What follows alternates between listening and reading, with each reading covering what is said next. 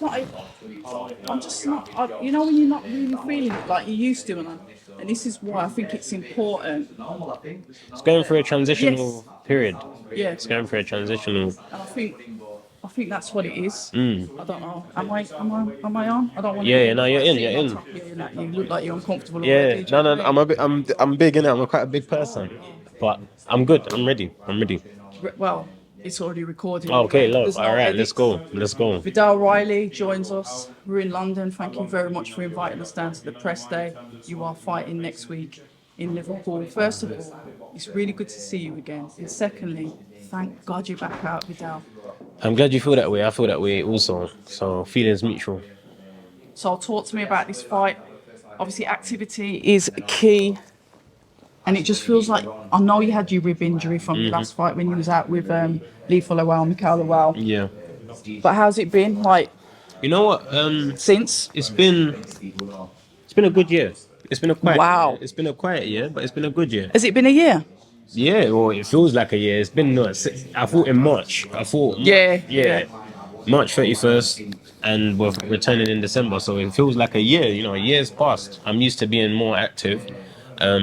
Injury couldn't be active. Bones, nothing you can do about it. You know, obviously we found the remedies that we could do, anything that does make it better, diet wise, oxygen chamber, whatever it takes. But the facts are 6 months is what it took to recover. So now we're out, end of the year. This is about getting back in the ring, getting the hands wrapped, doing the ring walk, putting on a performance, showing the improvements that I've made in the dark, and then big 2025. You know what I like about you, Vidal? It's like you've always been there. Everyone knows who you are. Yeah. But sometimes it feels like in the boxing, you just don't get the recognition that you deserve. You know, I saw you spitting some bars or some outside DJs the other day, Of course, and you sometimes know, you have to, you know. yeah, you're just out there, you're doing bits. So we do know who you are, but your boxing career has just been up, down, stop, Course. start. It has, And it it's has. like, how do you feel like you're going to get into like that momentum where it's like it's consistent? It's got to happen now, isn't it? Okay. It's got to happen now. Like I'm very matter of fact. Yep. And it's been up and down. There's reasons for that. There's experiences that I've gained through that. There's things that have changed because of that. You grow, you learn, you get older. All these things happen. Unfortunately, I turned pro at 21 years old, so I had the advantage of finding the infrastructure that I need to help me build my career. And now I'm 27 and I sit here and I'm like, I got all the ability. I'm better than you guys, and I just need to show it. And that's it. I just need to show it. I just need to do what I've been doing my whole life. You don't win 8 national titles, represent Team GB, spar with world champions. Like, you don't do these things if you can't fight them. So it's just putting it under the lights and then getting the consistency, which I believe will happen in 2025. And that is exactly what we need. You know, the cruiserweight division has always been a division that's always had my eye. You guys are powerful at that weight. There's the one thing I will say about the cruiserweights: you guys pack some power. Even sometimes we see the cruiserweights put on heavier displays, and when I talk about punches and stoppages, more than the heavyweights themselves, especially the British ones. There's names out there, and there's always one name that I'll always throw back at you, and it's Chev Clark. That is the fight that I've wanted to see, not for like ages. Chev Clark is in Monte Carlo, same night as well. Gonna have the eyes on both of you because that is a fight I would so love to see. The Jamaican flags in the audience, all the rest of it. I'd love to see that. It would be a very good fight. It'd be a very big fight as well. He's an Arsenal fan, as I was saying. I'm a Spurs fan, as you know. So there's a reason to beef. But me and Chev, I know you're cool. we're cool, man. I respect him. He's a very good fighter. I respect his professionalism. I respect him. I know when the day comes, I come out the victor. He will say the same thing. But there's steps before we get there. There's steps before we get there. There's December the 14th, priority. Then we look to the new year for maybe some other unfinished business, and then maybe Chev after that. Like I got plans for a big 2025. I'm not playing. I'm not playing. I don't have the time. I don't have the time. I just want to get into it and get into the action. Because if I didn't, this is what I mean. Like, if I didn't want to have these fights, couldn't I just do Misfits? You, Don't I have the right? Didn't I earn it? Didn't I put myself in the market where if I didn't want to do it traditionally and do it properly, I could have copped out? yeah, So but you're better where than that. No exactly, of disrespect course to I am. no That's why I'm sitting disrespect here to with you. Misfits. Yeah, This is why we're here. yeah. This is why we're sitting here. I am better than that. But the point is, I enjoy competition. I'm here for the excitement of competition.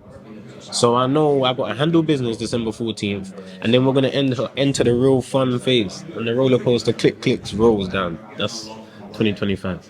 Do you find boxing frustrating sometimes? You know, like, Yeah, say of for course. example, you know, you plan out your life, you plan out your Yeah. career, you know how you want things to go. Yeah. It's almost like, yeah, I'm going to get to this age, I'm going to settle down, buy a house, have kids, whatever. It's like Yeah. it's there, isn't it? And then you get into boxing and you have that kind of same plan.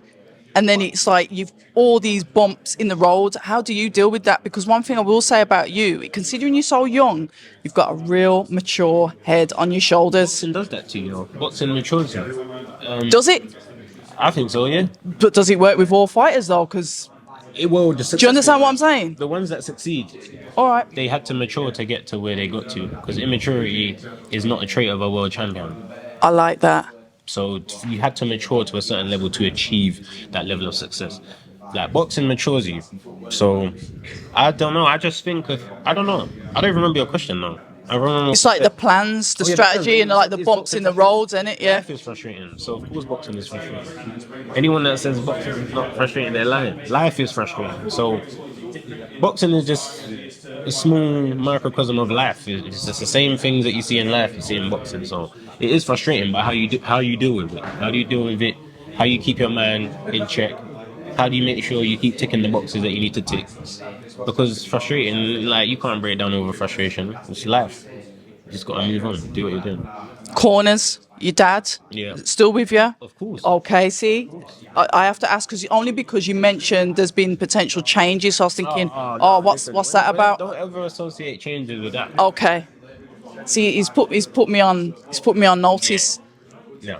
Because you've got a really solid relationship with your father. I've seen that he's always been there from the beginning. Somebody that is quite strict. Make sure that even though you're his son, he wants you to do a job. Yeah. Sometimes when you see potential fathers or whatever in the corner, that's not always the case. What makes that relationship with you and your father different to, say, some other fighters? Because it's quite common that fathers are in the corners. There's a few. You know what? I feel like my dad gives me advice from a father place. Does I he? mean, not a trainer. It don't feel like a trainer's advice. It feels like my dad is asking me to do something.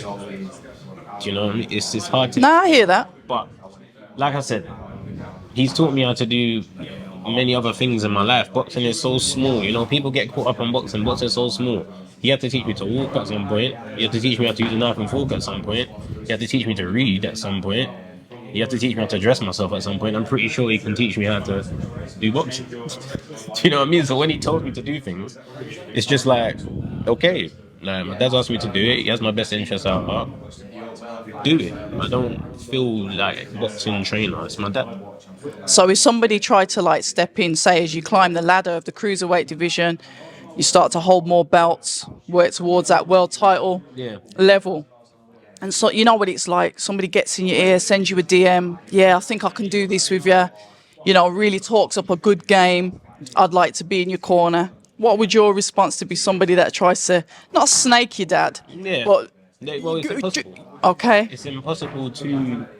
You can't be. I'd have to be the snake. I'd have to be the snake. It's not the other trainer. He's just trying to make a living and get involved. For me to accept, you're the Okay, snake. yep. So there's no possibility of snaking. It's just a matter of that this guy reached out. If my dad thinks he's chatting sense and makes sense, we'll go there together. We'll check it out. See what you're saying. I like that. Fair enough. Because we can't. You're not ignorant. Everyone got knowledge. You can learn from everyone. So if it looks correct, we'll go together. We'll go check it out. Pick up some game. Decide what we want to do. But either way, we learn something. I'm going to ask you about the cruiserweights in the division as well. Isaac Chamberlain, potentially a name that you're going to go for as well. An in-house fight, even though I will say now, it doesn't really matter if you're in-house or not. The fights can happen regardless now, which is a nice thing for us good. and even better thing for you as well. Of course. Richard Riatpour had his performance. He lost against Chris Billum-Smith. Chris Billum-Smith then went over to the US and obviously, lost to Zerdo. We've got Jaya Pataya in the mix. All of these people. When you look at those, do you learn anything from those fighters, their experiences, or would you that's their journey, I'm on mine, I ain't watching what they're doing? No, certain things in life are just common laws. Certain things in life are common laws. It don't matter if it's me, you, anyone. Certain outcomes, certain results, certain things add up. It don't matter on your appearance. So, of course, I watch them and the things that they experience and, what I would do different. But that's what you're supposed to do. You have to keep an eye on your competition. You have to respect your competition. And by respecting them, you keep an eye on them.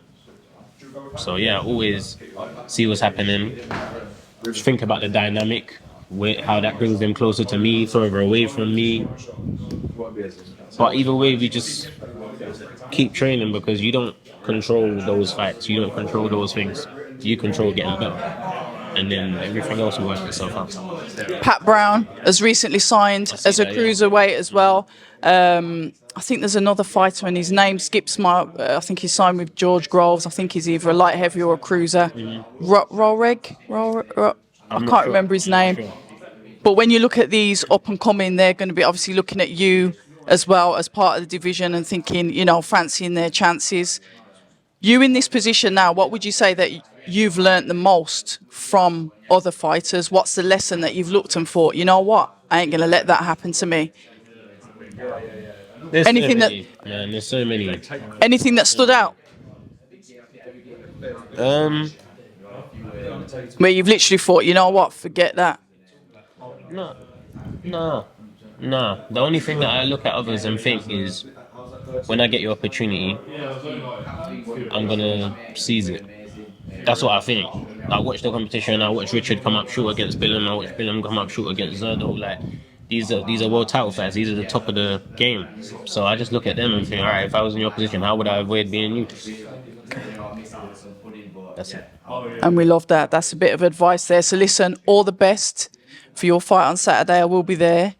I've got a lot of time for you. You're one of the real ones in the sport. And you know why he's one of the real ones? Because I've got a little channel and he always supports my channel. Unintended. Always support it. So you've got to support those that support you. So massive respect. All the best. And I look forward to seeing you rise to the top and get where you should be. Not where you need to be, but where you should be. No, I appreciate that. Viddal Riley. Thank you. Appreciate you. Thank you. People say I'm toxic, and honestly, I don't care.